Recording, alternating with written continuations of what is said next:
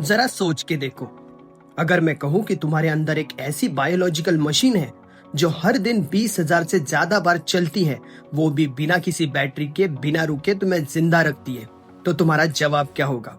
तो हाँ दोस्तों, ये मशीन है तुम्हारे लंग्स, जो तुम्हारी बॉडी का एक बहुत ही इंपॉर्टेंट ऑर्गन है, जो हर सेकेंड तुम्हारे ब्लड को ऑक्सीजनेट करता है और हर सेल तक लाइफ पहुंचाता है।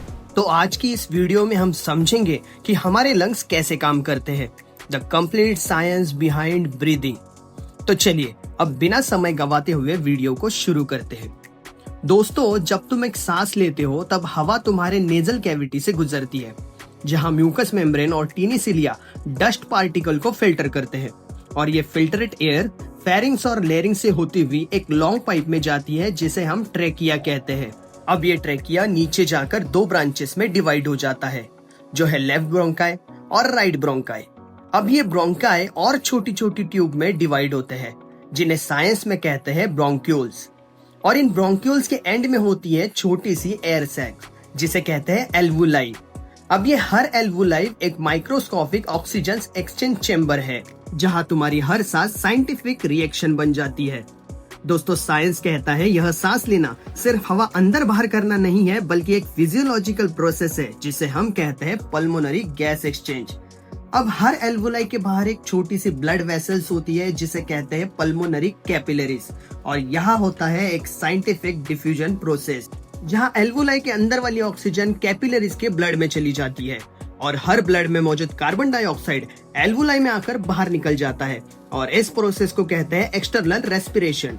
फिर ऑक्सीजन ब्लड के रेड ब्लड सेल्स में मौजूद हीमोग्लोबिन के साथ कंबाइन होती है और बनता है ऑक्सीहीमोग्लोबिन। ये ब्लड पल्मोनरी वेन के थ्रू तुम्हारे लेफ्ट एट्रियम और फिर लेफ्ट वेंट्रिकल तक पहुंचता है, जहां से ऑक्सीजनेटेड ब्लड पूरे बॉडी में सर्कुलेट होता है, और इस प्रोसेस की वजह से तुम्हारे सेल्स सेलुलर रेस्पिरेशन करके एनर्जी बनाते हैं। यानी हर सांस में तुम्हारे अंदर एक केमिकल पावर प्लांट चल रहा होता है। अब बात करते हैं ब्रीदिंग के मैकेनिकल साइड्स की। तो जब तुम सांस इनहेल करते हो तब तुम्हारा डायफ्राम, जो कि एक डोम शेप मसल है, वो कॉन्ट्रैक्ट होकर नीचे मूव करता है। इसी के साथ इंटरकोस्टल मसल, जो कि रिब्स के बीच में होती है, वो एक्सपांड होती है और चेस्ट कैविटी का साइज बढ़ा देती है। इसी के वजह से लंग्स के अंदर नेगेटिव प्रेशर क्रिएट होता है और हवा ऑटोमेटिकली अंदर चली जाती है। और जब तुम सांस एक्सहेल करते हो तब हमारा डायफ्राम रिलैक्स होता है और इंटरकोस्टल मसल अपनी जगह लौट आते हैं, और लंग्स अपनी इलेक्ट्रिसिटी की वजह से हवा को बाहर निकाल देते हैं, और इस एंटायर प्रोसेस को साइंस में कहते हैं पल्मोनरी वेंटिलेशन। और लंग्स के आउटर कवरिंग को कहते हैं प्लूरा, और ये इंश्योर करता है कि ये मूवमेंट फ्रिक्शन फ्री हो। अब साइंस ये भी कहता है कि तुम्हारे लंग्स सिर्फ ऑक्सीजन सप्लाई नहीं करते, बल्कि तुम्हारे ब्रेन और नर्व सिस्टम के फंक्शनिंग पर भी असर डालते हैं। जब तुम डीप ब्रीदिंग करते हो तो तुम्हारा पैरासिम्पैथिक नर्व सिस्टम एक्टिव होता है, जो तुम्हें क्लेम करता है और स्ट्रेस हार्मोन्स को कम करता है। और इसीलिए डॉक्टर्स कहते हैं कि breathing exercise are scientific medicine for your mind. और लंग्स के बारे में एक और बात बताएं तो राइट लंग्स में 3 लोब्स होते हैं, जबकि लेफ्ट लंग्स में सिर्फ 2 ही लोब्स होते हैं, क्योंकि लेफ्ट साइड में तुम्हारा हार्ट थोड़ा सा स्पेस ले लेता है। तो दोस्तों, अब जब भी तुम सांस लो या किसी को डीप ब्रेथ लेने कहो, तो याद रखना तुम सिर्फ हवा नहीं खींच रहे, बल्कि तुम एक साइंटिफिक सिंफनी को एक्टिव कर रहे हो।